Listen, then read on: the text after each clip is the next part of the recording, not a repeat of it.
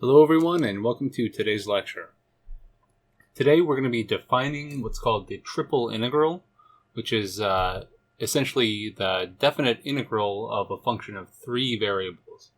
So we can take all of the ideas from, what we learned from doing double integration and almost directly apply these ideas to the triple integral, to functions of three variables, which is very, very important because as you know, we live in three spatial dimensions, and very often serious applications require us to consider the definite integral not only of functions of two variables, but of functions of three variables.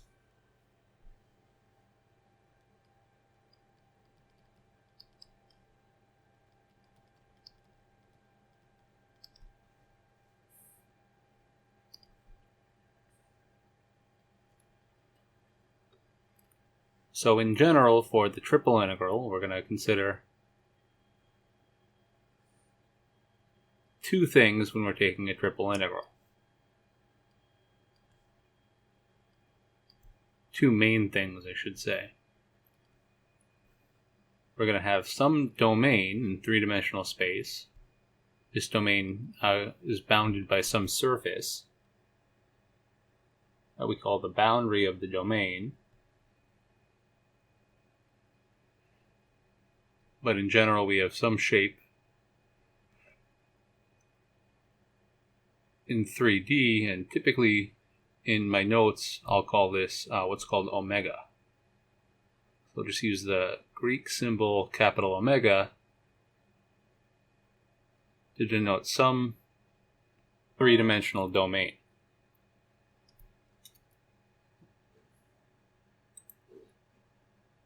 So we have this three-dimensional set of points that we're going to consider the definite integral of another function, so some function of three variables. So we have a domain that we're going to be integrating over, and we have some function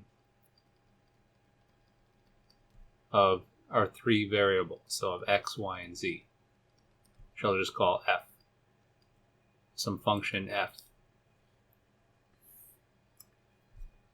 Just like in 1D where we define the single variable integral, and also in 2D where we define the double integral, we want to be able to figure out a way of calculating the accumulation of a function of three variables. Because in both the case of a single variable function and a double, so a two variable function, the definite integral of that function is just the accumulation of that function. So we're going to use a similar notation for this to what we did before for the double integral, only the triple integral is going to be three integral signs. Okay, so whenever you see three integral signs together, this means the triple integral, then it's going to be of whatever function of three variables we're talking about. And this is going to be with respect to volume instead of area. For the double integral, our differential was an area element. For the triple integral, it's going to be dv, which stands for volume element. And we'll see why in a little bit when we look into how this is actually defined exactly using a limit of Riemann sums. It's going to be a very, very similar process to the one we used for a double integral. And we also have to specify what domain we're taking the triple integral over. So in this case, we put omega down here because this denotes that we're taking the triple integral. This notation reads that this is the triple integral of this function of three variables over the domain omega with respect to a volume element. And what this stands for is the accumulation of the function f inside the region omega. The total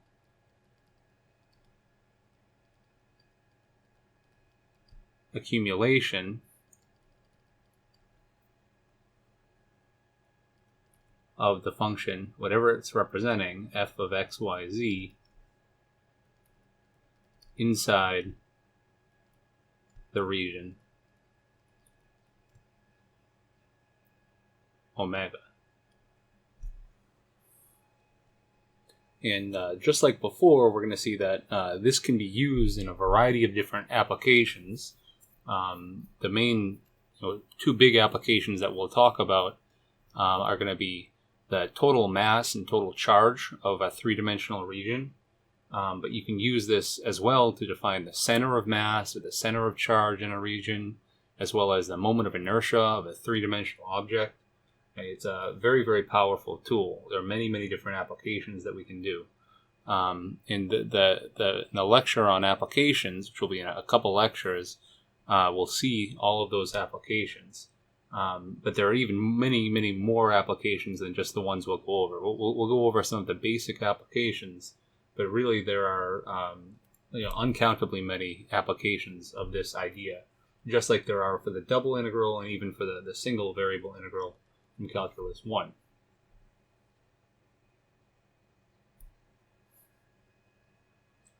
So the main idea, the way that we exactly define what this value is through the process of Riemann sums.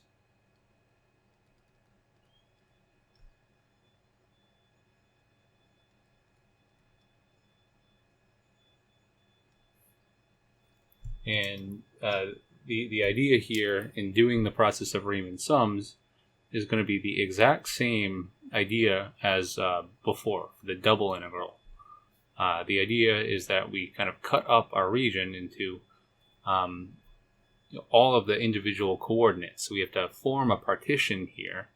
And the idea is that this region in general is going to go from, the minimum value of x in the region is a. That corresponds to this value right here, which is the x coordinate of this minimum value in the region. Maybe a is a little bit closer to the origin here. So like right here. And then the maximum value of x in the region, about right here. So we'll call this b. And the same thing is true for y. You'll have a minimum value in the region and a maximum value for y in the region. I'll call that c and d. It's the maximum value of the y coordinate. And then likewise, you'll have a maximum value in z and a minimum value in z, this region, which I'll call E and then call F. So the idea here is we form a partition similar to how we formed a partition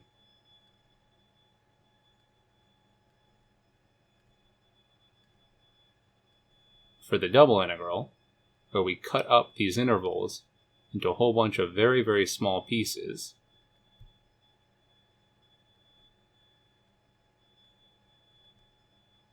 And for simplicity, what we'll do is we'll say that we have the same number of cuts, so n pieces in this partition along x. We'll say we have n pieces in the partition along y, and n pieces in the partition along z, where the width of each piece or each cut along x we'll call delta xk,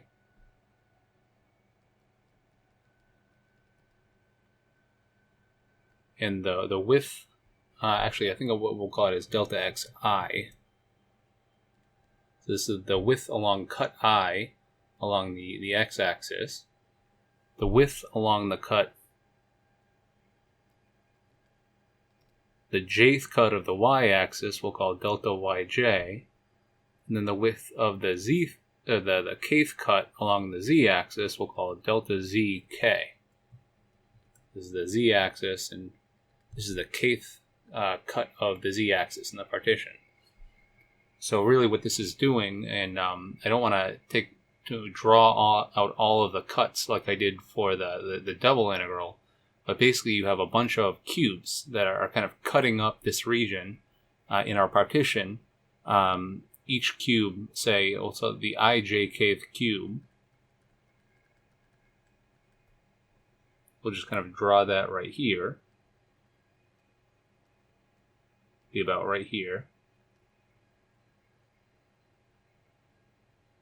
So this cube is going to have going to be a cube, and we'll kind of zoom in on that. So we'll get a zoomed in picture of that cube.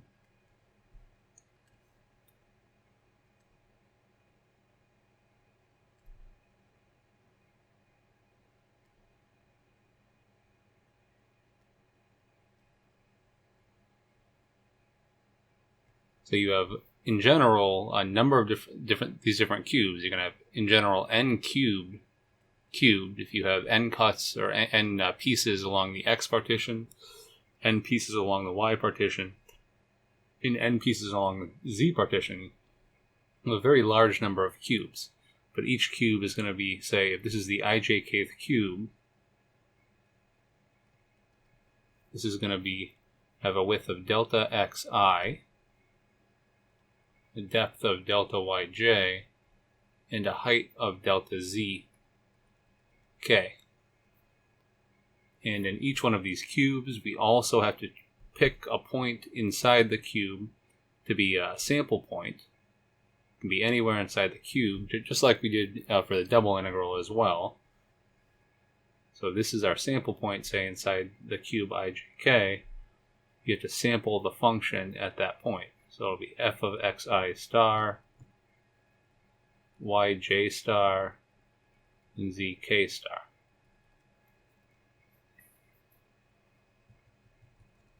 So the Riemann sum is going to be the following summation. This is going to be the approximation to the actual value of the triple integral. And it's going to be a triple summation. It's a summation over every single one of these cubes. So the sum from I equals 1 to n, from j equals 1 to n, and from k equals 1 to n. It's a summation over all of these cubes of the value of the function at the sample point inside the cube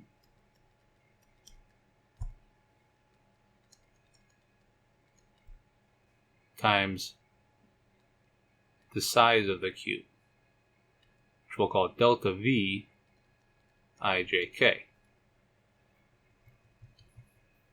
And we know that delta v, because it's just a rectangular cube, delta v ijk is going to be equal to delta x, or delta z k, delta y ij times delta x I. It's the product of each one of these values. This is the correct way of writing a Riemann sum in general for a triple integral. Now you have to sum over all of these cubes. Nice visualization of this. Again, and I don't want to draw out multiple cubes in the drawing above because it'll just take a little bit too long. But I kind of made up this nice little visualization right here to kind of help you see how this is, again, these cubes are not over this entire region right now, but or in this picture, but you got to kind of take this visualization and visualize all of these cubes kind of stacked on top of each other, extending all the way up and all the way over to from the left to the right, and so on and so forth. Right? So this is, in general, what a Riemann sum approximation is for a function of three variables over a domain in 3 dimensions, three-dimensional domain.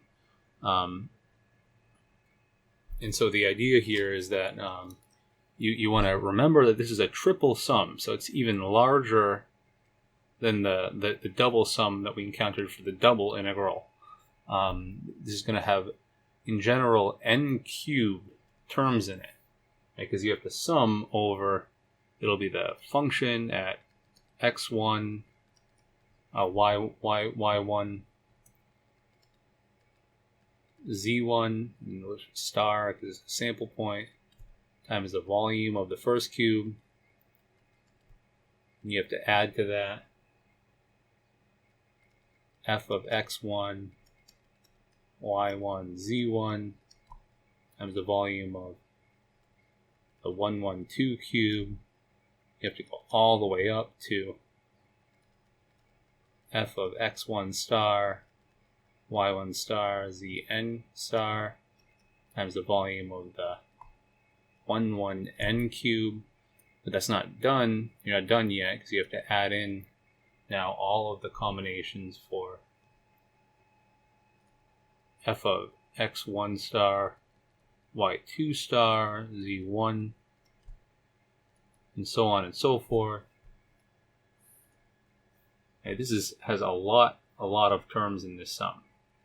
That f of x1 star, y2 star, zn star, delta v11, or v2, v12, n. And this kind of continues all the way until you get up to the final value, which is f of xn star, yn star, zn star times delta v and n. So it's worth noting that this is a triple summation. There's a lot of terms in this sum in general, and it grows even faster than the Riemann sum for double integration. So we don't really want to use this for computing the actual value of the triple integral. We're going to see that just like before in the double integral case, we can do this a lot quicker using what are called iterated integrals. But this Riemann summation formula is very important for approximations sometimes, and also dealing with functions that have very complicated integrals. Sometimes it's more efficient to use a numerical approximation. But we define the triple integral of a function over a three-dimensional domain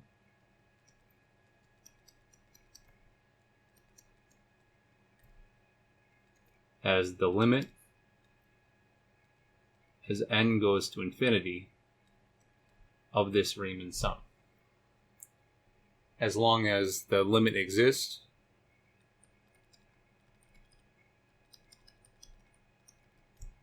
and the upper and lower sum limits for the lower sums of this Riemann sum approximation in the upper sums are equal to one another.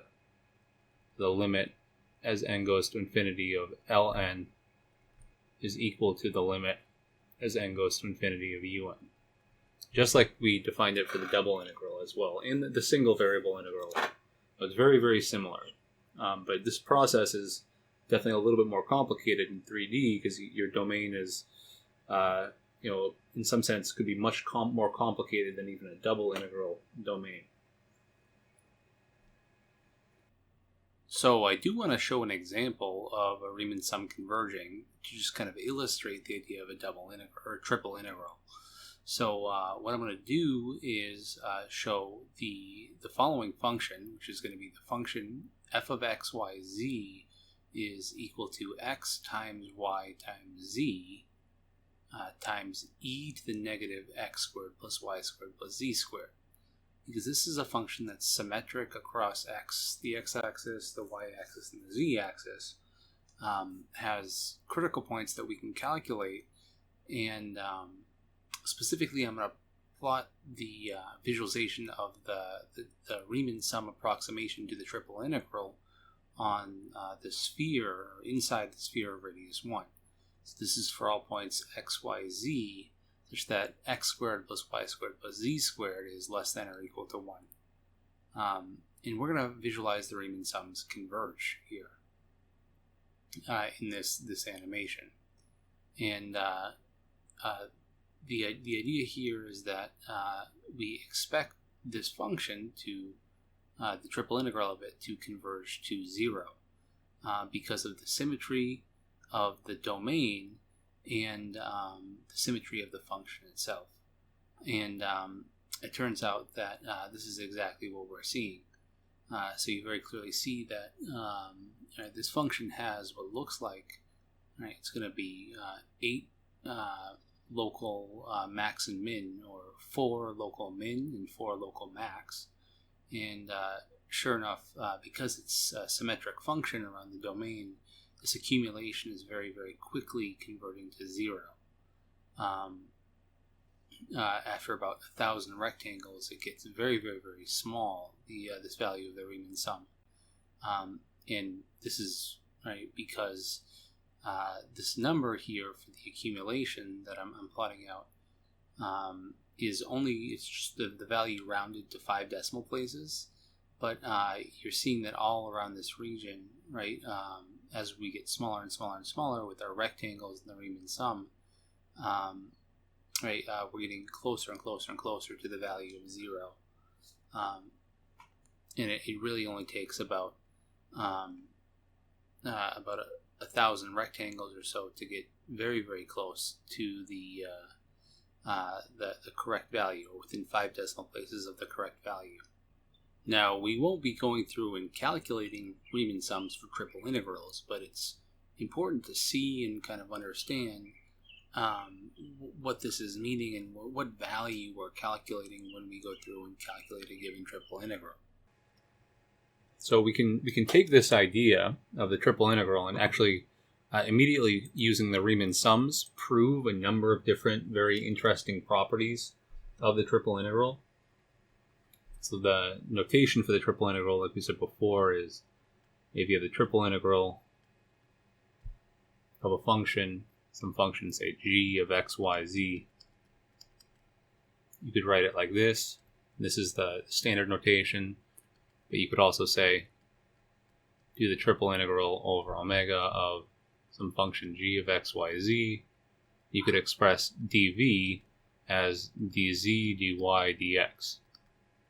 This is just kind of a leftover result of the fact that in our Riemann sum, delta v ijk, the area of the volume of the ijkth rectangle in our Riemann sum is delta xi times delta yj times delta zk. Okay, so these are two equivalent notations for writing a triple integral. We're going to see that evaluating a triple integral will be very, very similar to how we evaluate the double integral, with one extra step. Before we do that, we want to list some properties so we know that we're good. We can do relatively straightforward calculations with this triple integral. The first big property is called the constant property.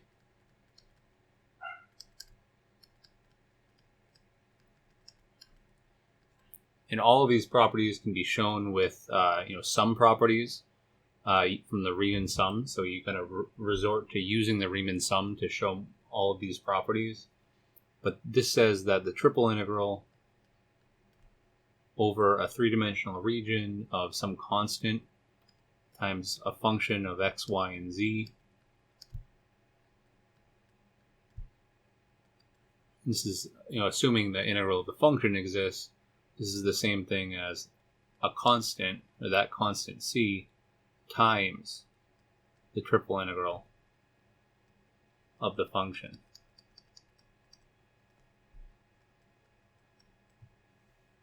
Or constants can be factored out in some sense. They slip through this integration procedure.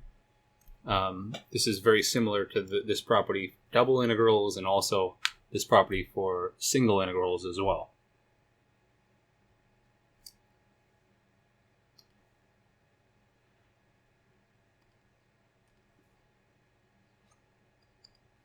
The next property is called the sum difference property.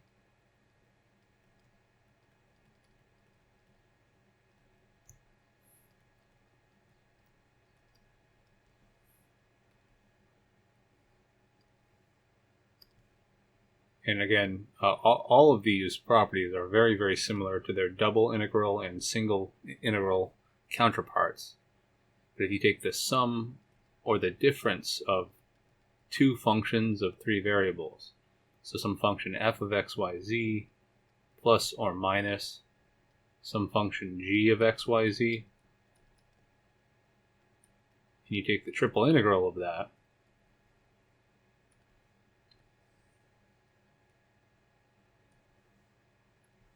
this is going to be equal to the triple integral of the first function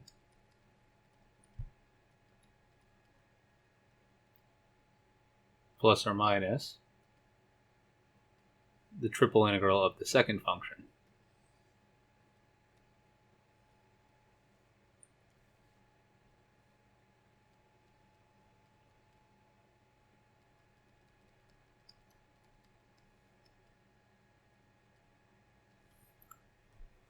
So we can use this as a very big simplification in a lot of times, where sometimes you have two functions that are added together, and you want to say just focus on the individual triple integrals because you know how to evaluate those.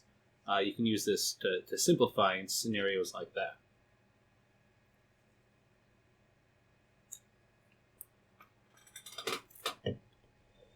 The third big property that we have is the following. It's going to be, you can call it like a domination property. And the idea is that if so say that for all points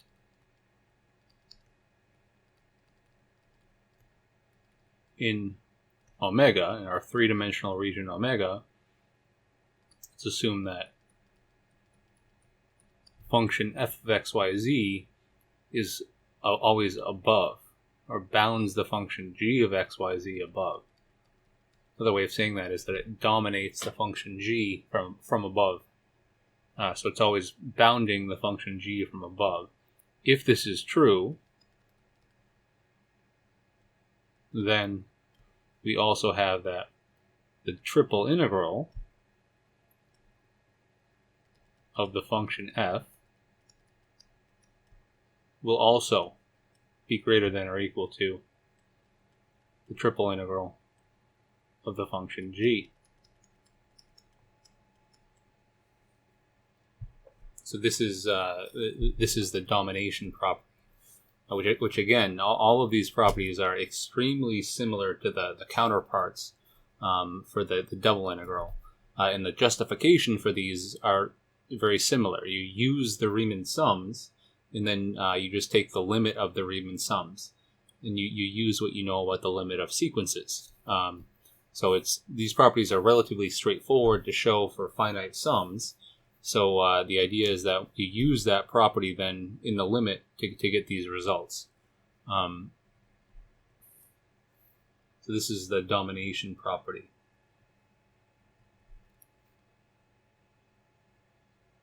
And the fourth main property is called the additivity property.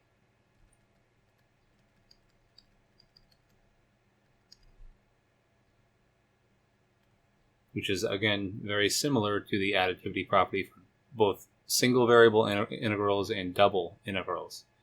The main idea is that if you have some domain omega in 3D, say this is our domain omega, it's a three-dimensional domain.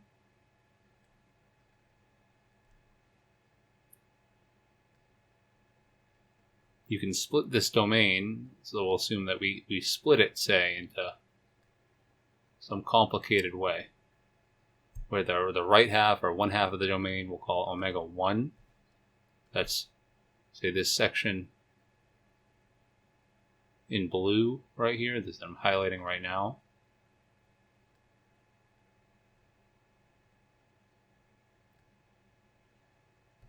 And then we split it into the second section, which we'll call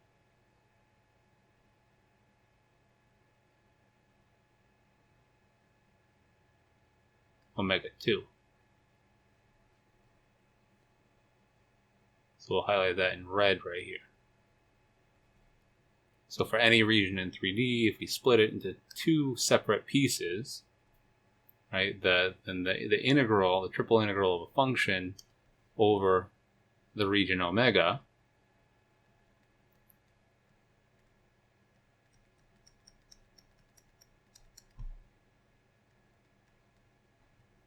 is going to be equal to the triple integral over the first piece, omega 1,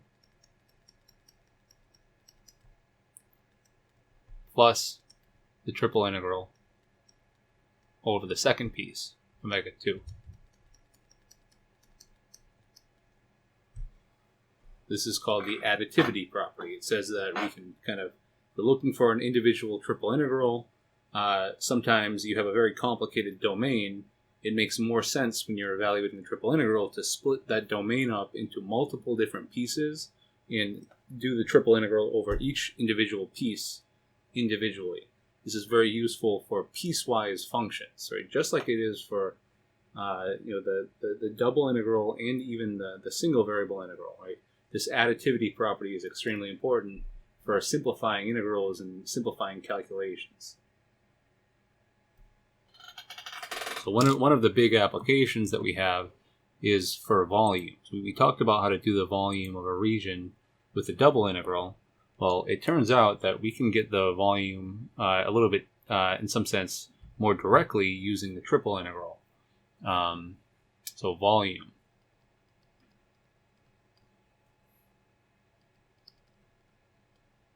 Say volume of a region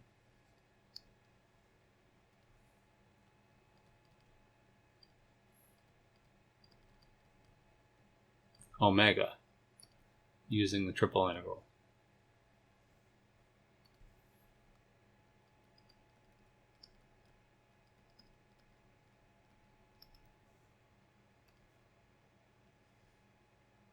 So this the idea that we're going to actually kind of use right here is very similar to how we showed that the area can be calculated using the double integral.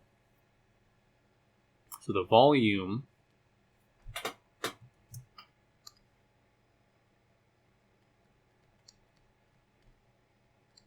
of a region in 3D, omega, will always be equal to the triple integral over that region omega of the constant function 1.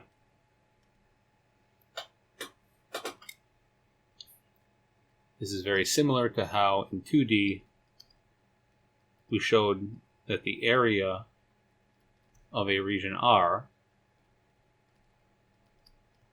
was just equal to the double integral over that region of the function 1, the constant function 1. You'll recall that this is one of the first properties we showed of the double integral. So this directly holds for triple integrals as well. That the total volume of a region omega is exactly the triple integral of that region. The justification for this is, like pretty much every other property we're going to use, the justification comes from the Riemann sum. Right, if you consider the Riemann sum for the constant function 1 of this triple integral, it's the sum from I equals 1 to n, the sum from j equals 1 to n, and the sum from k equals 1 to n of 1 times delta xi, delta yj, delta zk. Or better yet, it's just the sum of the volume of the ijkth rectangle.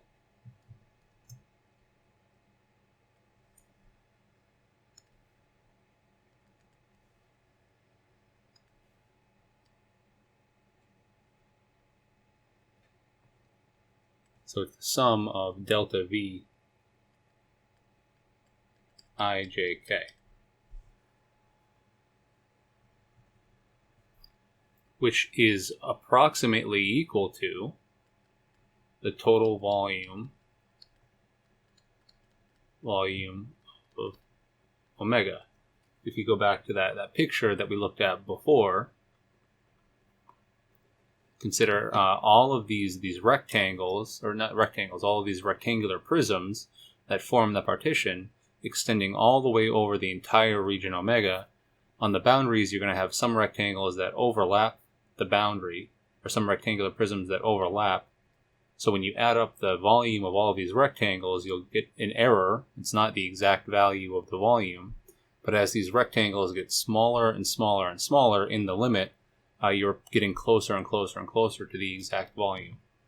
So this is a nice justification of why the triple integral of the function 1 is exactly equal to the volume of that region. This is our first big application here. And this is also directly, justified in some sense.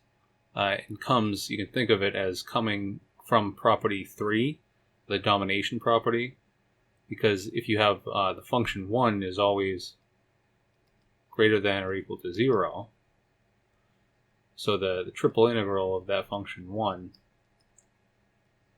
is also always going to be greater than or equal to 0 from the domination property. So we have a number of other different applications that we can give for this triple integral. We'll talk about the applications in a second.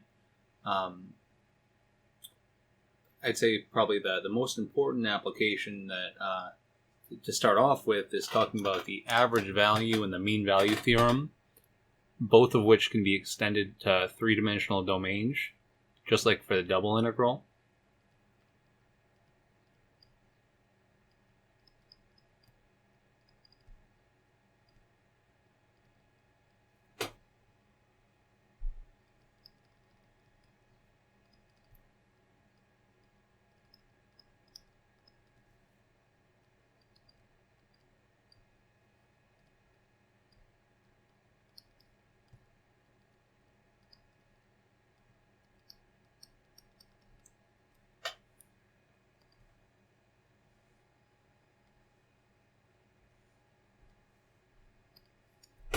So we say that the average value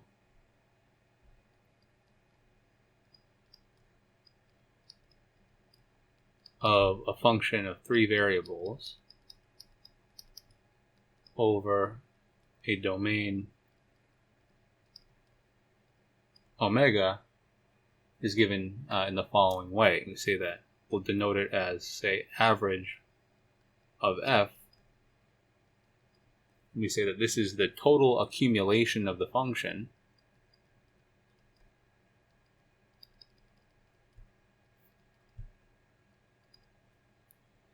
in omega, so in the region omega, divided by the size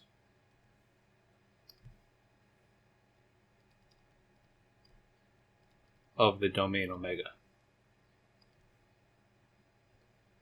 which is exactly the same idea that we use for the average value of a single variable function and also for a function of two variables in 2D. And we've just defined what it means to take the accumulation of a function in some region omega. That's the triple integral of the function. So the average value of a function on some region is the triple integral of that function over the region omega. And this triple integral has to be divided by the size of the region omega,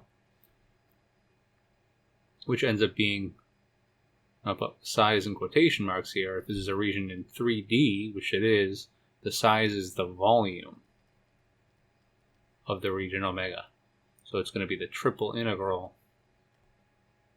over omega of the function 1 dv, as we just talked about and just justified.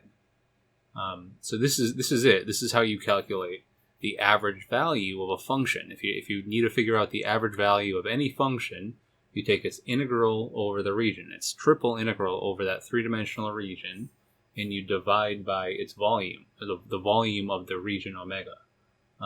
So both of these things you can calculate if you know how to calculate a triple integral.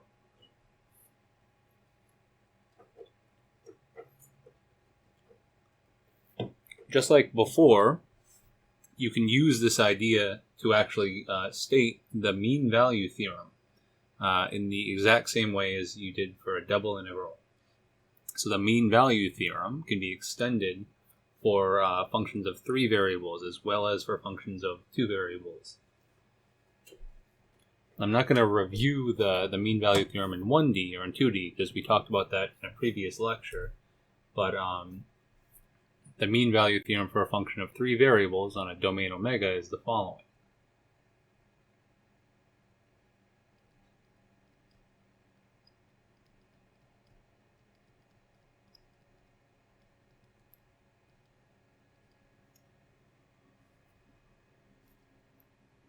So if f is a continuous function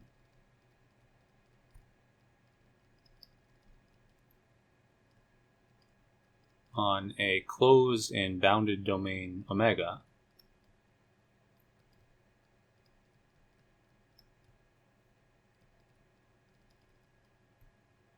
in 3D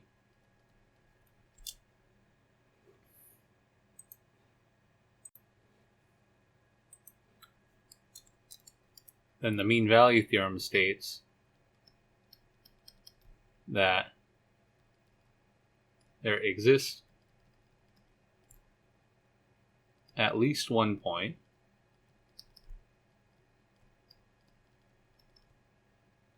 we can call this point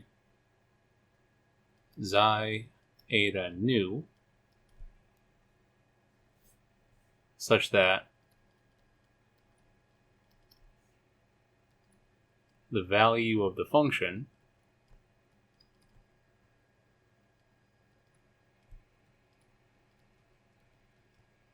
at the point is equal to the average value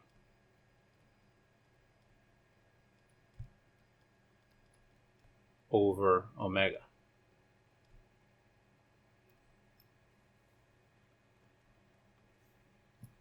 So at some point xi eta omega, where x is xi, eta is, y is eta, and z is nu, okay, so xi eta nu, the value of the function at that point is equal to the average value of the function,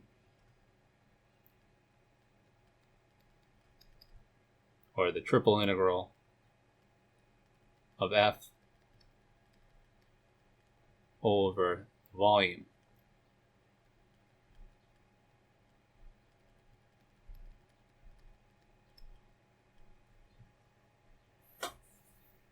And this, again, just like before, allows us, you can rewrite this as the triple integral over a region will always be equal to the function at this point, or points, times the volume of the region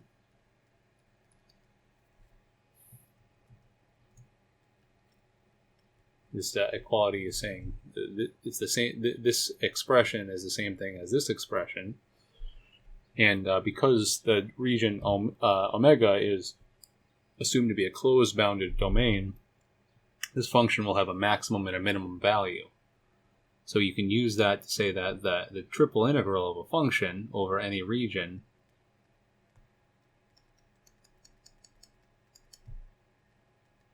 will always be bounded by m, where m is the maximum